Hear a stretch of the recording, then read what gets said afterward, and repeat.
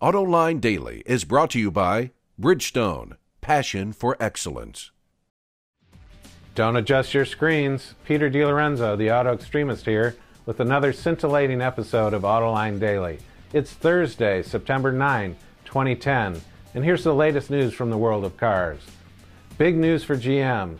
The company officially started production of the Chevrolet Cruze. The first one rolled off its assembly line in Lordstown, Ohio yesterday. Like other product launches, there was a lot of fanfare surrounding the event. Ohio Governor Ted Strickland was even on hand to mark the occasion, putting his thumbprint of approval on the first production car. Look for the Cruze at Chevy dealers later this month. We'll get to some of my thoughts on the importance of this vehicle later in today's broadcast. While we're on this topic, though, Wards reports that GM is reintroducing the annual model changeover, just like it used to do years ago. According to Mark Royce, the company's North American president, it's going to upgrade the Cruze every year, rather than waiting 3 or 4 years to do a bigger refresh. This should help keep the car fresh in the eyes of the consumer, and I would say that this is a very good thing. In related GM news, the Wall Street Journal reports that yesterday new head honcho Dan Akerson told employees the company is taking an attacker stance against the competition now that it has some resources. Does this mean GM is growing a pair? While a lot of other car companies have given up on minivans, Honda hasn't. It has completely redesigned the Odyssey, and it expects the segment to start growing again. It believes it can attract buyers with more dynamic styling. Just look at that lightning bolt beltline. Out on the road, the van looks better than it does in pictures. Mechanically, it's the same as before, with slightly more horsepower, better aerodynamics, less rolling resistance, and lower weight. Put it all together, and it picked up 4 miles per gallon. Honda also added a more expensive model to the lineup, what it calls the Touring Elite. Fully loaded, you can expect that model to come close to $45,000. A few months back, we reported that Nissan would build its new subcompact car in Thailand and sell it in Japan. Now the AP reports that the company is putting the car through more intense inspections before they are sold there. A team of 50 quality experts is double-checking the vehicle, and the company is sending quality experts to Thailand to train workers in production.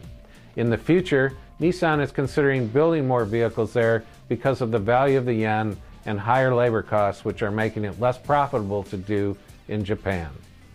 And sticking with Asia for a moment, sales in India keep on growing.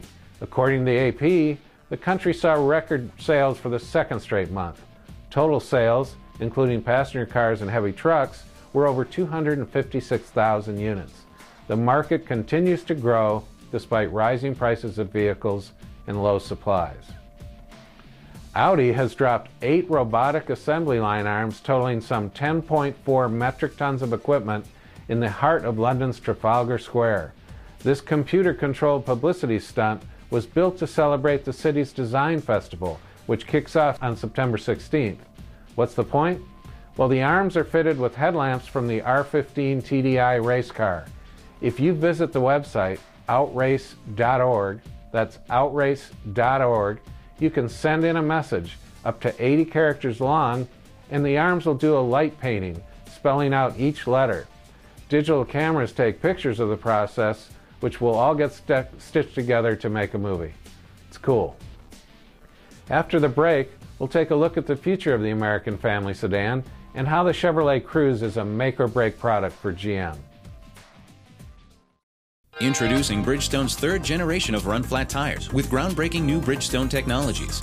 Bridgestone run-flat tires offer improved ride comfort, lower rolling resistance, and improved wear while giving you the peace of mind and comfort you need. How important is the launch of the Chevrolet Cruze in the U.S. market to General Motors? It's only the most pivotal mainstream car launch in the company's history. It's that important. GM, with its Chevy Cruze, and Ford, with its all-new Focus, which arrives next spring, will be redefining what the mainstream American car will look and feel like. Driven by upcoming environmental and fuel economy regulations, the traditional mid-size American car will no longer exist. In its place will be the Cruze and Focus, two of the most leading-edge, contemporary products the American market has seen from American manufacturers in, well, ever. More than that, The buzz associated with these products will be fueled by their marketing campaigns. And in Chevy's case, GM's new chief marketing executive, Joe Lewanick, will be watched very closely by industry observers, competitors, and by GM upper management alike, as he and his team bring the Cruze to market. Lewanick, who made a name for himself by creating big ad splashes for Hyundai on the Super Bowl and in other media avenues, has developed the new advertising for the Cruze using the talents of his hand-picked ad agency for Chevrolet, San Francisco-based Goodby Silverstein and Partners. But those expecting a big Lewanick signature ad splash with this new campaign are going to be surprised, because Lewanick and his marketing troops haven't exactly blown the roof off the joint with this new work for the Cruze. But then again, they haven't gone stone-cold conservative either. The new Cruze advertising surgically presents the Cruze as the quintessential American value, not wrapping the Cruze in the flag, but rather stressing its impressive content, its even more impressive fuel economy, and its inherent overall goodness at every opportunity, with the dulcet tones of Tim Allen's voiceover thrown in for good measure. So much for the new kid fitting in with the rest of the class. The all-new Chevrolet Cruze, starting under $17,000. Get used to more. The whole premise of the new Chevrolet Cruze is that you can expect more of everything than you thought possible in a car of this overall package size, and the advertising is going to dwell on that relentlessly. So in the end, far from taking the lightning rod approach, which would have guaranteed instant notoriety and provocative headlines about the advertising, but not necessarily the product, Joe Lewanick has signaled that he and GM Marketing are in this fight for the long haul. Will it be enough? We shall see. The competition isn't rolling over, and Ford in particular will have a lot to say with its new focus. But for the first time in, 25 years or so, GM Marketing seems to have its proverbial act together. The coming 12 months will be fascinating to watch. And that's the high-octane truth for this week. Again, I'm Peter Lorenzo, the Auto Extremist. Before I sign off, there will not be an Autoline After Hours tonight. But join us again next Thursday evening for another frank discussion on anything and everything automotive. Anyway, thanks for watching and listening. John will be back tomorrow.